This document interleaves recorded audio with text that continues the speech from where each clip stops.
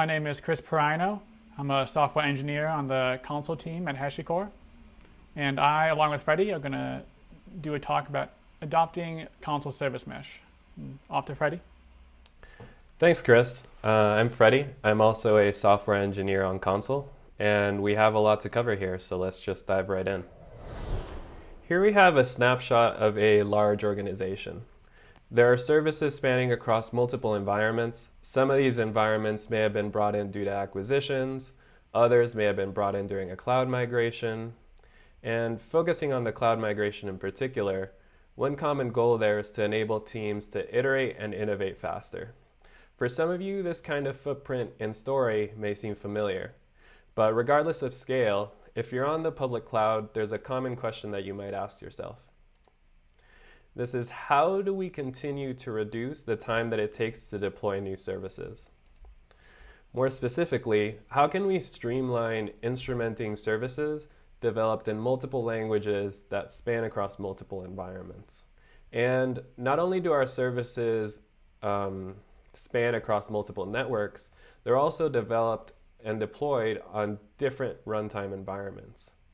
And not only are the services developed in multiple programming languages, they also communicate using multiple protocols. For every new service that gets deployed, there's a lot of complexity that needs to be managed to keep up with best practices. Logic for security, networking, and observability are functionality that's often embedded into applications. However, this is difficult to keep up with when you need to implement, maintain, and distribute several distinct libraries for that. Because of these costs, a lot of the logic will end up being unevenly distributed across teams and services.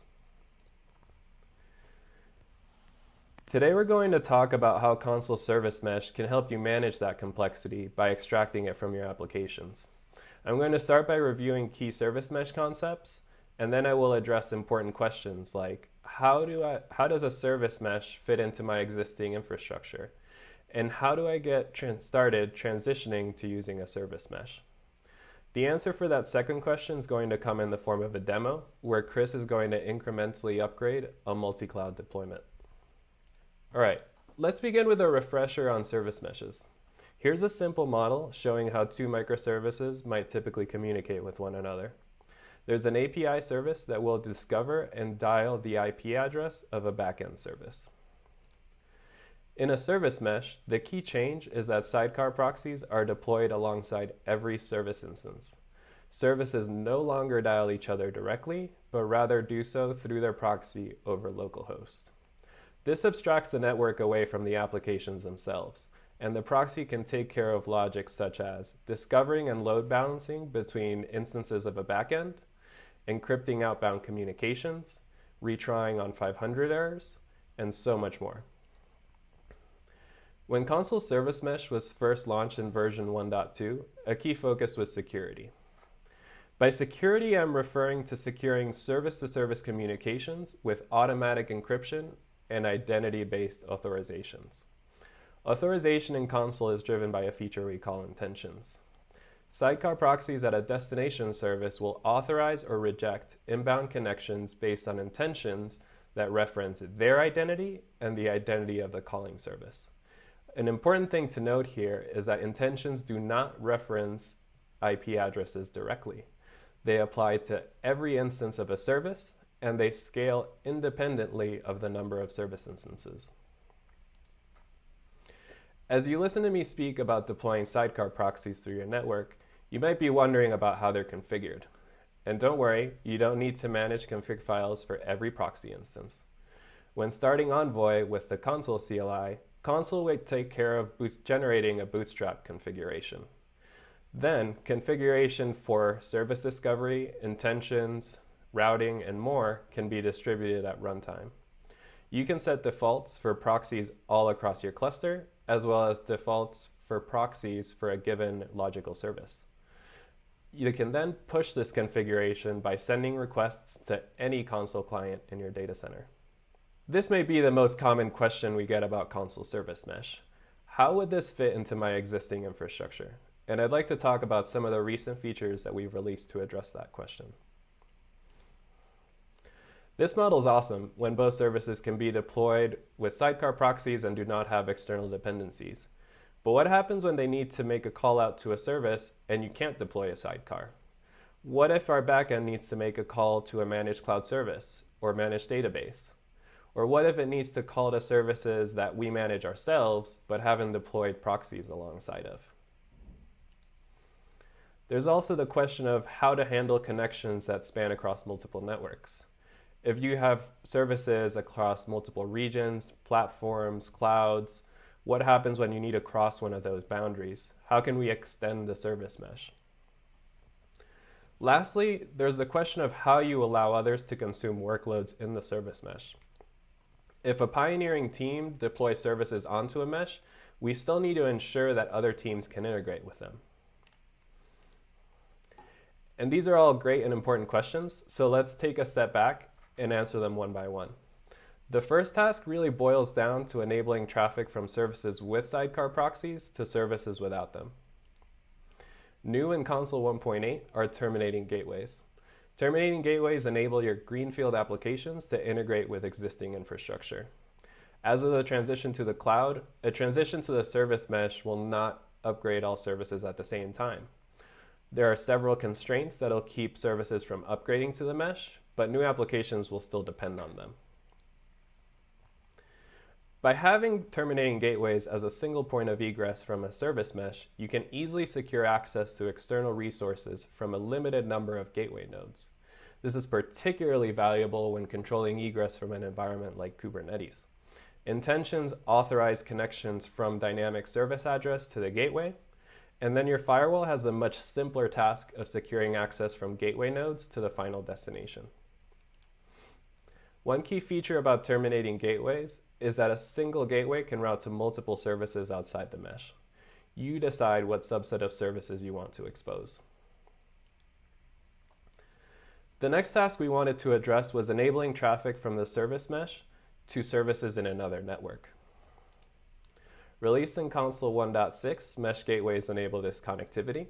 They're an alternative to VPNs that are often a pain to plan and then manage.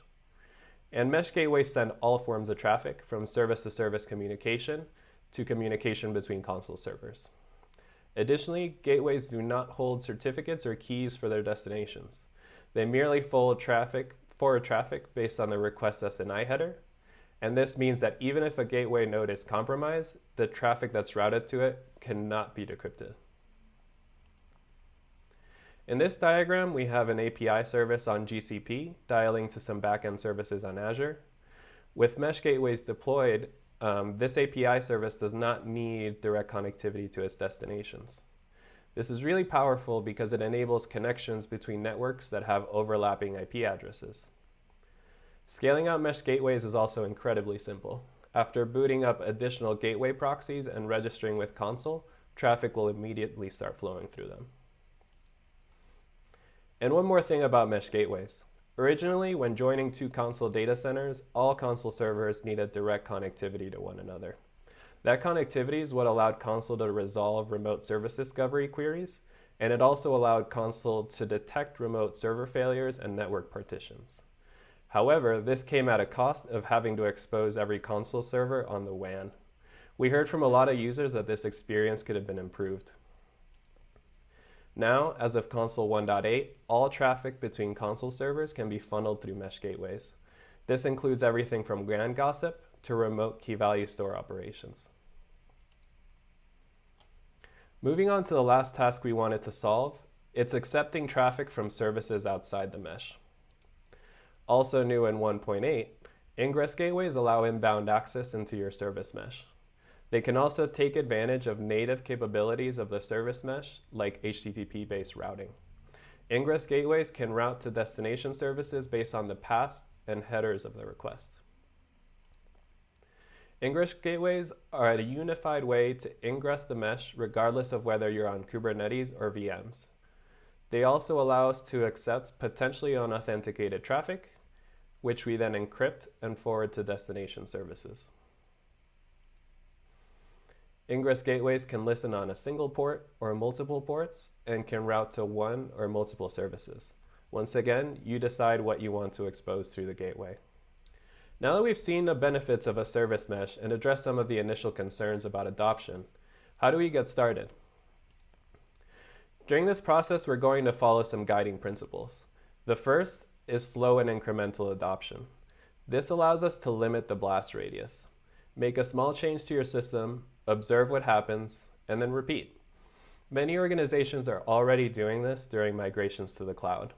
Netflix followed this approach during its cloud migration by starting with a jobs page on their corporate site as opposed to their core streaming services and billing services.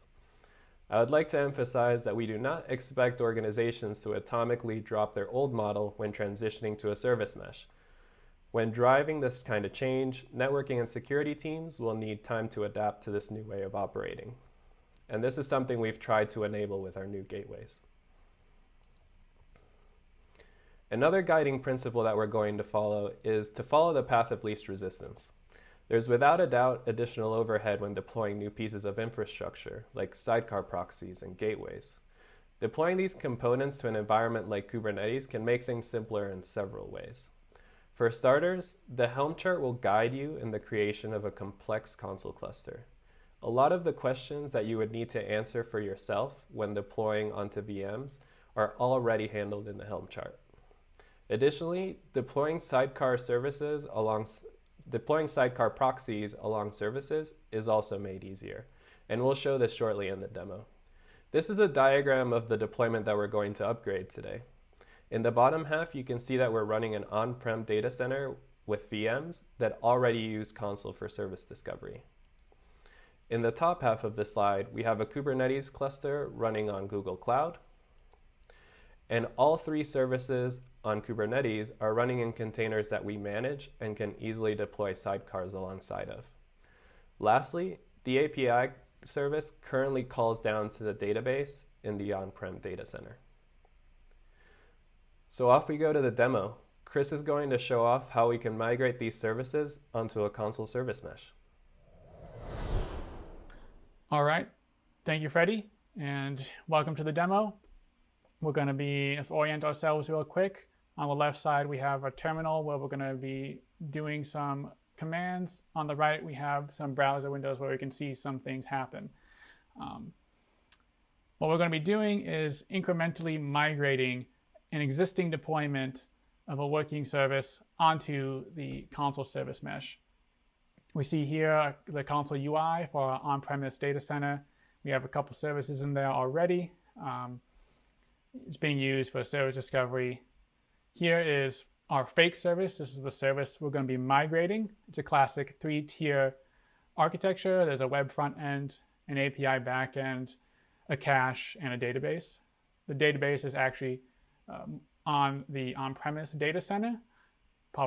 Maybe we've secured it with a VPN or what have you. But this is what we're going to be migrating.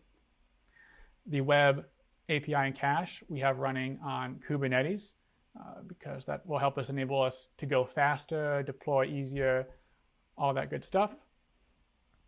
We'll see over here on the left, we can look at our Kubernetes pods. We have a bunch of Prometheus pods for some metrics, but then there's an API, cache, and web pods. And so why do we want to migrate? Well, we want to enable ourselves to move faster when we deploy. We want to do things like canary deployment, and we want to secure all the communication between them. Intentions are a good way of default denying everything. And so what we need to do, because our Kubernetes cluster doesn't have a Consul data center at all, the first thing we need to do is use WAN federation to extend our current deployment and have a secondary data center on the Kubernetes cluster. So we're going to see that we're going to start up a mesh gateway first in our on-premise data center. This is going to enable us to use that to do WAN federation over mesh gateways. This is a VM-based infrastructure, so we're just using system cuddle. We see it immediately pop up in our Consul UI. It's unhealthy for a bit, but we're going to become healthy soon. There we go. So let's click through and see some important information for this mesh gateway. This is our WAN address. This is the only wide area network IP address that we need to expose to enable WAN federation, and that's very useful for us. And then we have some console WAN federation metadata, just telling console that this mesh gateway can be used for WAN federation. And that's really all we need to do on our on-premise data center. We now need to take some information from our on-premise data center and use it to install our secondary cluster on the Kubernetes cluster. To do that, we're going to use Consul Helm. We can see a Consul Helm values here. And the Helm chart is really a convenient way of automating away a lot of the bootstrapping workflow for Consul. It does a great job of that. It's very quick. We can see a couple of important tidbits in these Helm values. We have the data center name and the image. We've enabled TLS. That's required for a WAN federation over mesh gateway so we can verify servers. We've provided the CA cert and CA key as well. Because this is going to be a secondary data center and our on-premise data center is the primary one, we need to provide it with the correct CA cert and CA key. We have federation is enabled here, just telling us that we want to do that. We're not creating a federation secret. We've already created it, actually. And then we have some additional information for the server, just telling it how to contact the existing mesh gateways. And of course, we've enabled Connect and the mesh gateways themselves to install those. So now we're going to take a look at the pieces of information that we needed to use from the on-premise data center to connect everything. We have this in this Kubernetes secret. There's really three pieces of information here. The public CA certificate, which is that big block, the private CA key, and then some server config JSON that we need to add. Right now it's just a block of base 64 encoded stuff, but we can decode it real fast and see what it is.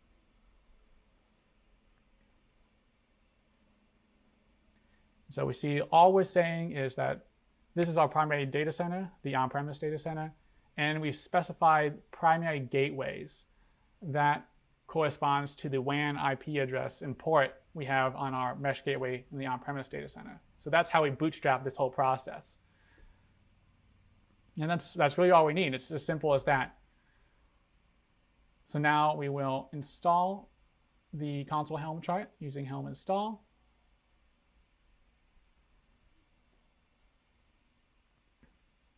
First we're going to apply a secret so we actually have the information available on Kubernetes. That's always important. And then we're going to Helm install Consul and we'll see it spin up.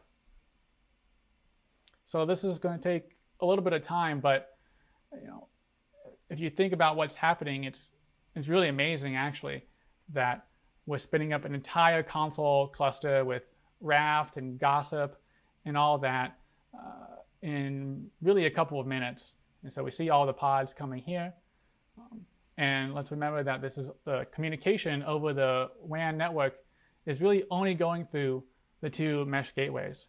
There's no the Gossip, the servers don't need to be on the WAN network. There does not need to be a complicated VPN setup potentially. All we need is the mesh gateways, and we can lock that down really well. You'll see here the mesh gateways have errored out. That's only because the mesh gateways depend on their local client agents to be up and running, to register themselves. So they just need to wait for the other ones to become up and running, and they'll be fine. So we see here, looks like we're almost ready.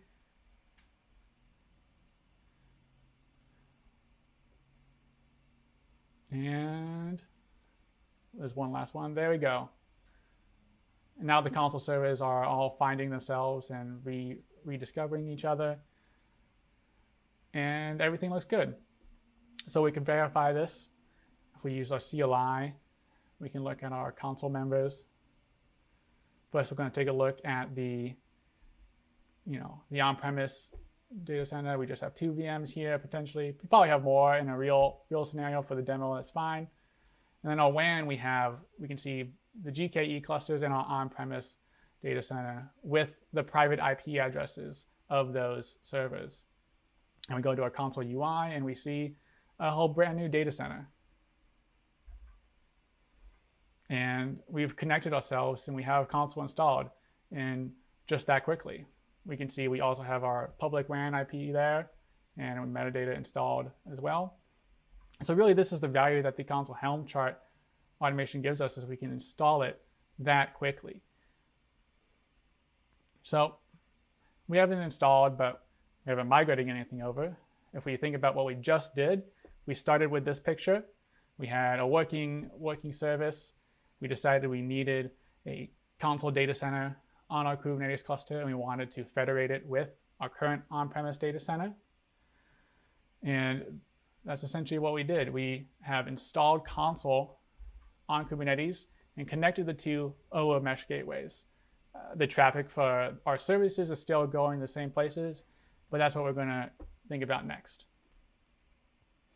And so now that we have Consul installed, actually, we can really start to work on migrating things over to the service mesh. And in that instance, there's a couple of things you want to do before moving some services. What we want is we're going to install now a proxy defaults configuration file. This is going to be a centralized config for all the service mesh sidecars. We can look here. It's a proxy defaults, a global configuration. There's two pieces of information. Importantly, we've declared mesh gateway mode local. That is telling us any traffic on the service mesh that wants to go to the other data center should also go through those mesh gateways. So all traffic is going to go through these mesh gateways. And then we've configured some statsd URLs so that the Envoy sidecars can send metrics and we can get the benefits of the observability aspect of a service mesh. And so we're going to write that, and that's going to apply to everything. Of course, we don't have anything running now, but it will be applied as we start migrating. So now if we think back to our guiding principles that we talked about, we want to think about how we can limit the blast radius of migrating our fake service over to the service mesh. And if we look at it here, perhaps an obvious one is the cache service. It's a leaf node in our call graph here, and only the API talks to it. So that's probably a good one to start migrating first. So that's what we're going to do. We're going to install, use the cache service, and migrate it over to the service mesh. And then, of course, you can't really have a service mesh with only one service on it. So we're going to put the API on the service mesh as well and tell it to talk to the cache only on that service mesh. So here's a diagram of what we're going to do. We're going to sidecars on the API and cache, secured connection between the two, but nothing else. That's the first incremental step we're making. And this is probably a good way of testing out whether we know what we're doing and are there any hiccups along the way. So now for the Kubernetes deployments, we're going to patch them. And we can take a look at the patch file here. This is just for the cache deployment. All we're setting is a couple of annotations, a connect inject annotation to inject a sidecar, and then we're declaring the service protocol as HTTP. So we can patch that very fast. And we can take a look as Kubernetes rolls this deployment. We can see here that originally we had 2 containers running in our cache service. Those 2 containers were the cache service and a Prometheus sidecar, and now we have 4. The 2 we added are an Envoy sidecar and a Connect Lifecycle Management sidecar. And so we're running over here. Everything seems to be working on the cache side, but of course, we've only updated the cache. There's not really a service mesh running in the moment. And so our next step is we're going to want to update the API as well. And so for the API, this is going to be very similar. We can see it working, but nothing's changed. We can actually see the DNS addresses that we're calling here. So the cache service is still using, the API service is still using kubedns on the cache service to contact it. So now we're going to update the API. A similar workflow, just patching the Kubernetes deployment. Very similar, the first 2 annotations, but the additions here is we've added a service upstream for the API, declaring that we want to talk to the cache service over 9093. In addition to that, we've also updated the upstream URIs down in the environment variables going over localhost. This ensures that we're going through the Envoy sidecar and getting the benefit of the service mesh. So again, we're just going to patch this API service in Kubernetes and let it roll out. And this should update our API to go through the Envoy sidecar to the cache's sidecar to the cache service itself. And of course, this also has 4 containers running in its new pods. Very similar setup to the cache service. And everything's working. So we can test it out. Oh, everything's red. That seems bad. What did we forget? Did we forget something? We see we are going over localhost 9093. But luckily, one of the benefits of the service mesh is we get observability metrics, and we have this Prometheus dashboard here that shows us some HTTP response codes and, importantly, intention denials or authorizations. And we see that we're denying intentions right now. And so we have, like we said previously, one of the benefits is you can default deny all traffic and only allow those things that you want to talk to a service to talk to it. And so here we need to just create an intention between the API and the cache, and everything should be fine. We can manually test it ourselves just in our fake service browser, and everything looks good. We are going through the localhost 9093 for the cache down at the bottom there. And then if we go back to our metrics, we'll be able to see that the response codes have dropped off. We're no longer denying traffic. And in fact, we'll start to see some 200 response codes go up right at the end there, yeah. So this is a very important step in the migration journey, right? You have to know for each step, how do you declare it healthy? Make sure you're looking at metrics and logs as you're moving things, because things can go wrong. And we can see in our Consul UI, we now have the API and cache connected with proxies, so we know what is connected with a proxy. And so now we're going to go one step up. This is our current picture. We have the API and cache all communicating over the service mesh. Now we want to move the web deployment over to the service mesh and get that going through it.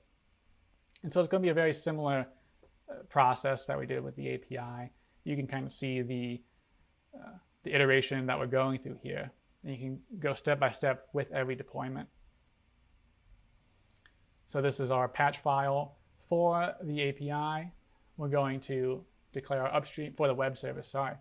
We're going to declare an upstream for the API on 9092, update the upstream URI, so we go through the sidecar proxy. And then we're just going to patch it and watch it roll out. And we see it immediately pop up in the Consul UI, actually.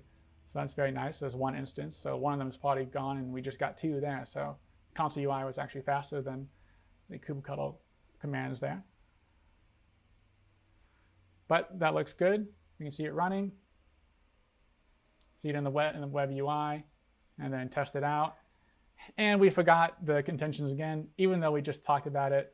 I think this is a good explanation of why you should always look at logs and have alerts, because everyone is fallible, and even in a demo you get things wrong. But we quickly fix the intentions. We can look at metrics, make sure everything's working again. We can see another spike in denials and a drop in traffic, but that should go up momentarily. There we go. It's always important to have green be the good ones and not the bad ones, so you can tell at a glance. But we've now put our API, cache, and web services onto our service mesh in our Kubernetes cluster. But we need to really lock it down security-wise. Currently, all the services are listening on the pod IP. And so it's actually possible to bypass the sidecar proxy and talk to it without going through the service mesh. As we can see here, we're listening on 0000. And this is valuable when you're migrating over incrementally to the service mesh. But now that we have everything running in the service mesh, we want to really tighten the security straps and make it listen only on localhost, so that in order to send traffic to any of these services, you have to go through the Envoy sidecar. That then presents a problem, which is how do your users talk to these services? Eventually, their traffic needs to make it there too. This is where we want to add the Ingress Gateway. And the Ingress Gateway is essentially that single point in a service mesh where we're ingressing traffic into it. And so there's a single point here, we're only ingressing traffic to the web, but you can imagine as you have more and more services that need to be exposed, it's having a nice centralized place to manage that is very valuable. And of course, console intentions are also applied on the Ingress Gateway.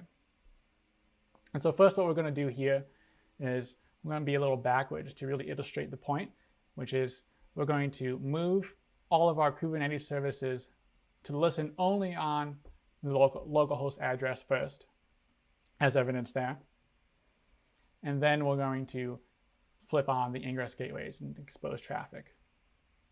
You would usually want to do it the other way, but this illustrates the point better. And we're just going to do all three of our services at once.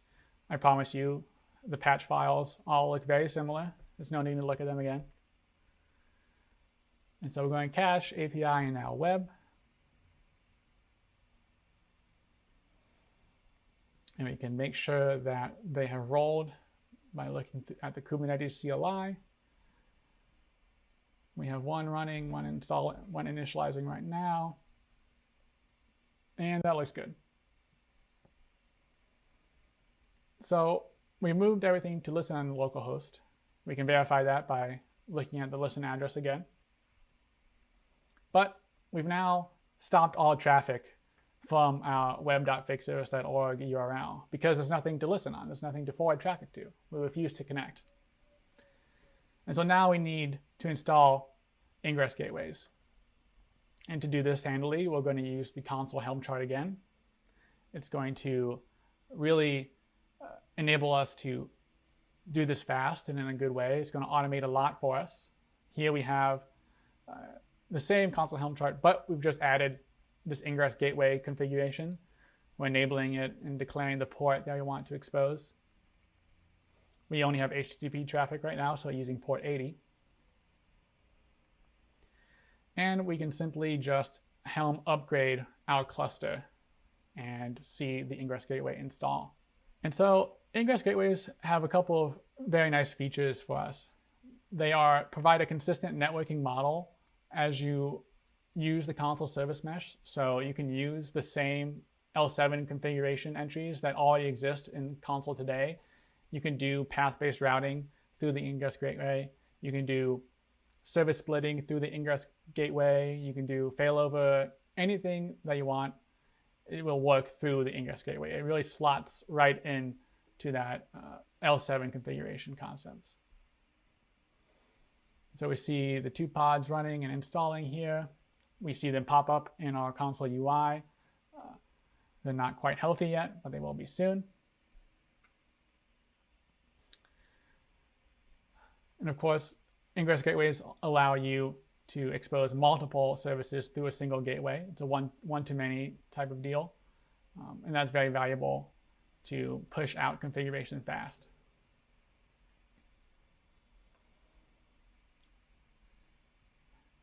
And so as they spin up, they're going to be looking for their config, and they're ready, and we see the Consul UI declares them ready as well. And so now we can talk about how to configure the Ingress Gateways. Ingress Gateways use, first we can see our external IP actually. The one thing we really need to change is we have a DNS address pointing to another load balancer, and we need to update that. So we're going to do that in our cloud DNS on Google. I would usually use Terraform for this, but for the sake of the demo, we're doing it in the UI to make it nice and easy. That's going to take a bit, but now we can configure the Ingress Gateway as the DNS rolls out. So Ingress Gateways use configuration entries to configure themselves. This is a nice centralized API for the Consul service mesh. We can see here we declare a kind Ingress Gateway. We declare the name Ingress Gateway. This name must match the service of the Ingress Gateway itself, which we can see on the right-hand side. And we declare a set of listeners. Here we only have one on port 80. We declare the protocol and a set of services. Here we still have one, only the web that we want to expose and allow traffic from web.fakeservice.org in order to ingress into the service mesh. And so we can easily just use the Consul CLI to write that. Of course, there's APIs as well, whatever way you want to manage this. And once we write that, we can read it back just to see what it looks like. You got to specify the name and the kind here. So we can see it has the same configuration. We also allow you to enable TLS. It's off by default, but if you enable TLS, we will present a Consul Connect certificate at the Ingress Gateway, which you can then use to have TLS at the Ingress Gateway level. And so that config looks great. We can check over in the UI what it looks like. We have an Upstreams tab here, and it has our web service here. Of course, we can click it, go to the web instance, all that jazz. And so now we can actually see, are we able to ingress traffic from web.fakeservice.org? But first, as always, we have to apply intentions. The Ingress Gateway is actually a very important one to apply intentions at because it is the point of entry for traffic into your service mesh. And so it's really the front door, so to speak. And so now we can see that it works. We're able to ingress traffic onto a fully secure service mesh, and everything will work. We can check our metrics. We see a long pause of no HTTP responses where we accidentally or purposely broke our service, but that's okay. We can see the green line shooting up and to the right. That's always a good sign. And so we have things working, and that's great. It's secure. We have observability, so we can see what's wrong without having to instrument every service that we own. And so we have a lot of value there. So we have this picture, but we have a little pesky dotted line from the API to the database in the on-premise data center. And we should really do something about that because that's the last piece of information we have. And so this is where the new terminating gateway feature comes in. With terminating gateways, we can take this database, say this database is a managed database that you're running in your on-premise data center or what have you. For whatever reason, you can't really put a sidecar there, and it's just prohibitive. The terminating gateway will allow us to additively add the database to the service mesh without vastly reorganizing your infrastructure. And so that's very valuable when you want to migrate incrementally and you don't want to take all the time to figure out how to get this database, get the whatever, how to get that sidecar on there, or even if you can. And so now we got to go back to our on-premise database, our data center. And the first thing we need to do is install a terminating gateway. So just like we did with the mesh gateway, we're going to systemctl start a terminating gateway here. We can see it pop up on the right. It'll become healthy in a bit. And then just like Ingress Gateways, we use configuration entries to declare how this works. You can see a kind terminating gateway, name, terminating gateway, and then one exposing the DB service now. So we're going to write that. And we're going to see in the Consul UI that we can click through and see these linked services our database is now a linked service. And this is now on the service mesh. That might have seemed, kind of anticlimactic, but it's actually great. The database can now be used on the service mesh just like any other service, even though it is a managed database. And we're going to create a console intention here for the API to the DB to allow that. You can imagine that securing who can talk to this managed database is even more important than usual. And we're going to update the API deployment with this DB on port 9094 in the on-prem data center. And of course, we also will need to update our upstream URIs to go through the Envoy sidecar. So just like before, this is the same pattern over and over again. We're going to patch the API, see it roll out. We can look at the Kubernetes cluster, the Kubernetes pods, and make sure everything's running.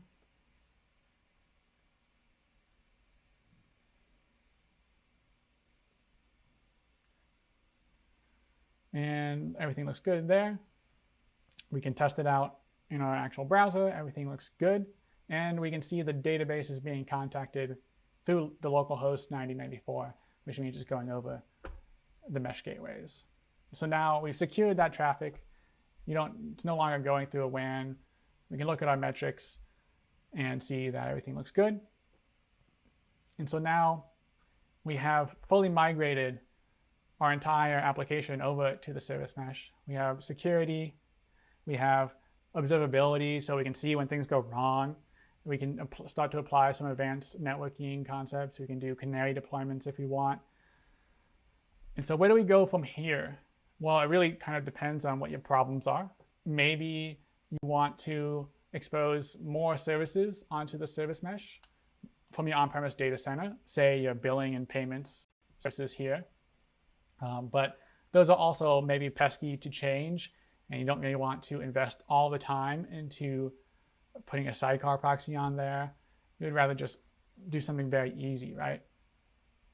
So what we can do, and this is where the terminated gateway really starts to shine, is we can put those billing and payment services onto the service mesh, just like we did with the database, through the same terminated gateway.